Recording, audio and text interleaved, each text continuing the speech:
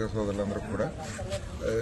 పార్వతీపురం జిల్లా జీవవలస మండలంలో వనజ అనే గ్రామంలో ఈరోజు మార్నింగ్ మేనక మధుసూదన్ రావు అని ఎస్సీ పైడి అయిన మార్నింగ్ 8:30 ఆ టైంలో వాళ్ళ కుటుంబ సభ్యులు ఇంకా లెగలేదని చెప్పి చూస్తే ఇంట్లోకి బలవంతంగా ప్రవేశించి తలుపు పగలగొట్టి లోనికి వెళ్ళి చూసేపటికి మేనక మధుసూదన్ రావు, ఆయన భార్య సత్యవతి, అలాగే 2 పిల్లలు మేనక మోజేష్, అలాగే అయోస్ అనే వాళ్ళు మంచం మీద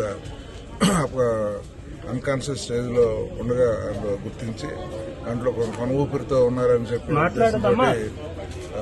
చిన్నమేరంగి హాస్పిటల్కి తీసుకురావడం జరిగింది. దాంట్లో తీసుకొచ్చిన తర్వాత టెస్ట్ చేయగా ఇక్కడ మేనక మధుసూదన్ రావు 35 years, మేనక సత్యవతి 30 years, అలాగే మోజేష్ అనే అతను బాబు చిన్న అబ్బాయి అతను ఒక 3.5-4 years ఉంటే వాళ్ళు చనిపోయారు.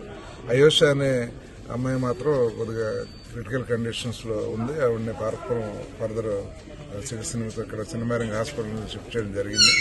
ఇది మాకు ఇన్ఫర్మేషన్ రాగానే మేము అక్కడికి సీన్ ఆఫ్ అఫెన్స్కి వెళ్ళి విజిట్ చేయడం జరిగింది.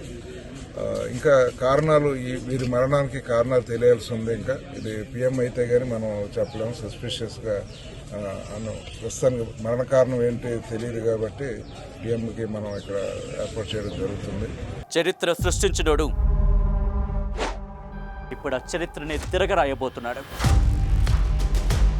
అబద్ధాల గోడల్ని బద్దలు కొట్టి నిజాలను రాగా మీ ముందుంచబోతున్నాడు.